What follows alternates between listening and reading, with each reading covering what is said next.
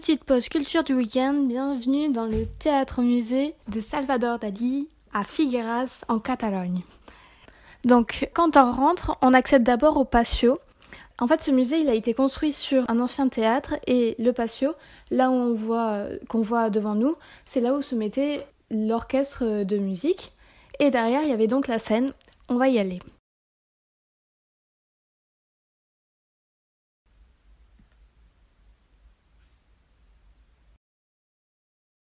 Donc, ici, c'était donc la scène du théâtre municipal de Figueras. En face, on peut voir une énorme toile qui a été réalisée par Dalí en 1974 et qui s'appelle Le Labyrinthe. Alors cette toile, c'est pas vraiment une toile, en fait c'est un rideau qui a été fait pour un ballet qui a eu lieu à New York au Metropolitan Opera House. Donc sur cette toile, on peut voir le buste d'un homme qui a la tête penchée et le crâne fêlé. On peut aussi observer une porte au niveau de son buste. Et c'est par cette porte que les danseurs entraient sur scène lors du ballet.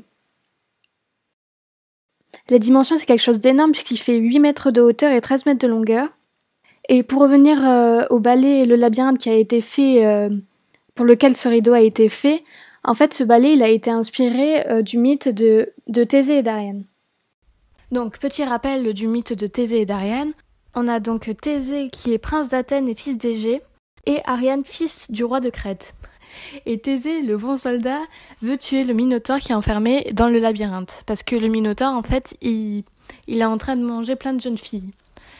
Donc du coup, Thésée part en mission pour tuer le Minotaure et il croise sur sa route Ariane. Ils tombent follement amoureux l'un de l'autre dès le premier regard. Et donc Ariane, quand il apprend la mission de Thésée, elle prend un peu peur et elle va demander conseil à Décale, le conseiller de son père, pour que sa mission se passe au mieux. Le conseiller du père lui conseille de prendre une pelote de fil rouge que Thésée dépelottera tout au long de son aventure dans le labyrinthe. Comme ça, il tuera le Minotaure et il pourra retrouver son chemin facilement en faisant le chemin inverse. Donc la mission réussit, les deux amants s'enfuient ensemble. Alors la petite anecdote, c'est que Dalí adorait les mouches avec les gros yeux globulés parce qu'à travers les yeux d'une mouche, on peut voir il y a différentes facettes et donc du coup pour lui c'était une image du fait qu'on pouvait voir différentes réalités. Et on peut le voir dans ce tableau, on a un énorme crâne fêlé et qui fait penser à l'œil d'une mouche. Alors on va se diriger vers un autre tableau.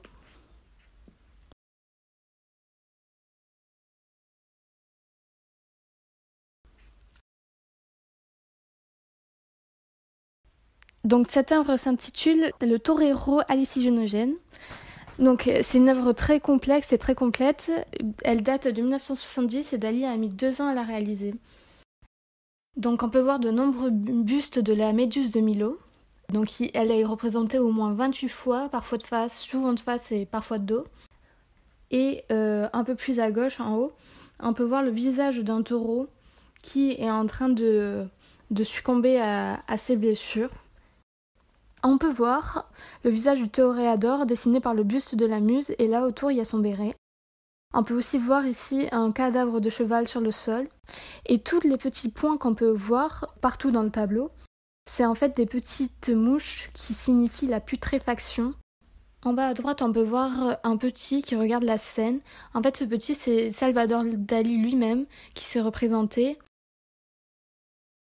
Donc voilà, la symbolique du tableau, elle est très forte.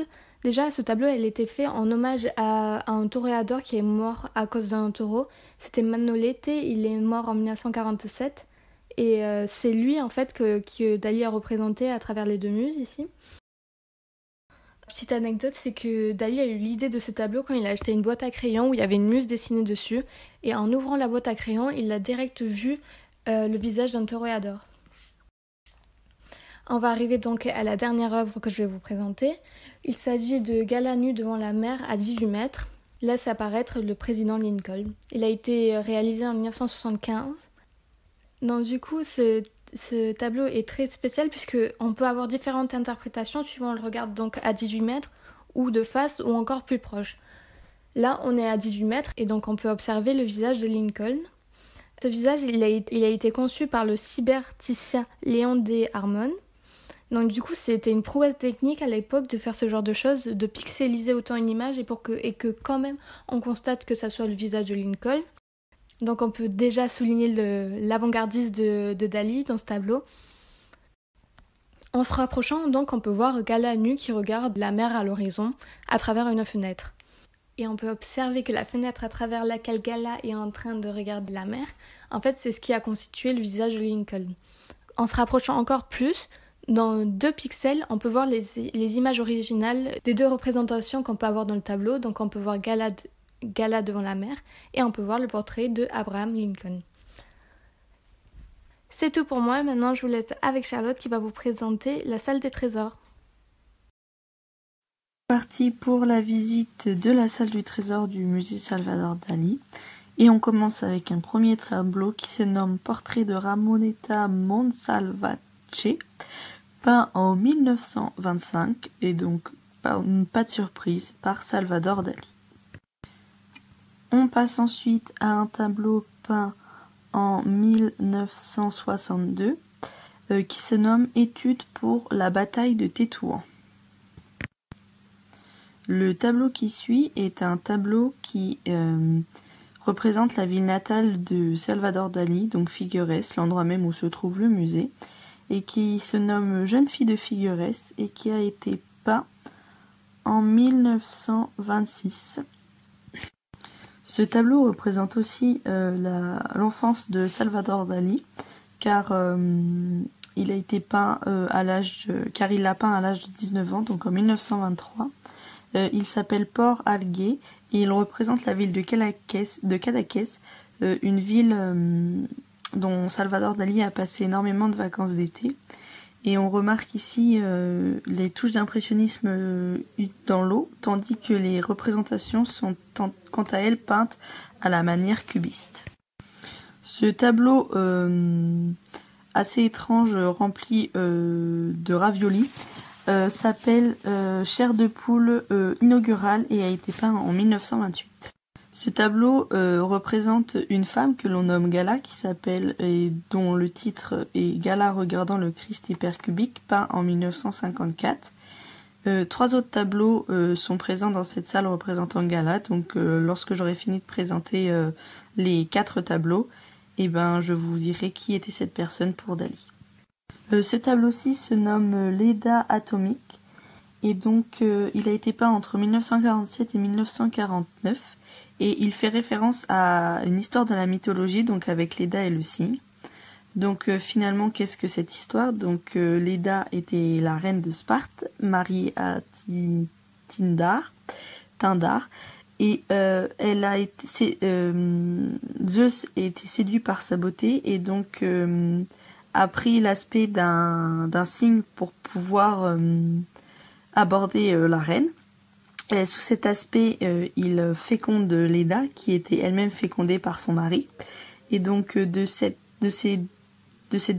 double fécondation est né 4 enfants, 2 immortels, Hélène et Pollux, et 2 mortels, Castor et Clytemnestre. Et donc si on regarde d'un peu plus près le tableau, on remarque que tous les éléments sont en apesanteur et que donc cela est une référence à la bombe atomique de 1945.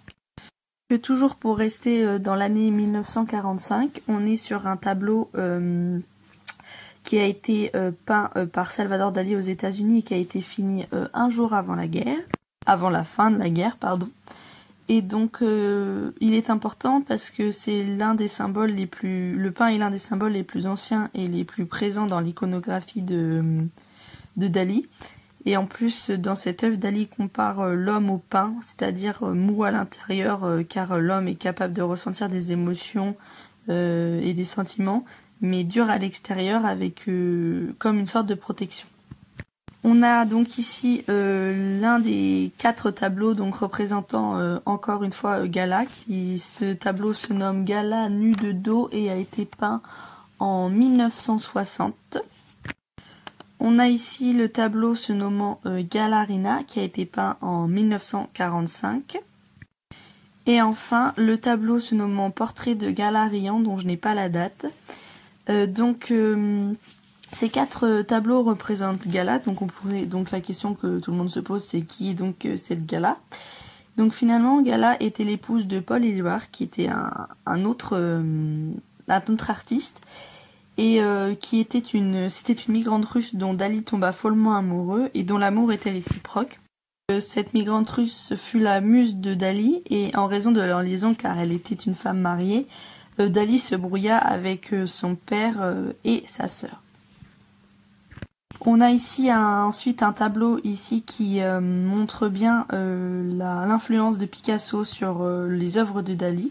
Donc cette œuvre se nomme Nature morte puriste et a été peint en 1924. S'ensuit ici un tableau représentant un Dali enfant face à un monstre surréaliste qui représente la peur de Dali face au sexe, et donc ce tableau se nomme le spectre du sex appeal. Et on a enfin une autre nature morte qui se nomme Nature morte siphon et spectre bouteille de rhum, qui a été peint en 1924. Et le dernier tableau de cette salle se nomme Autoportrait se dédoublant en 3 et a été peint entre 1926 et 1927. Merci à tous pour cette visite, et surtout n'oubliez pas le petit pourboire pour vos guides sur Lydia.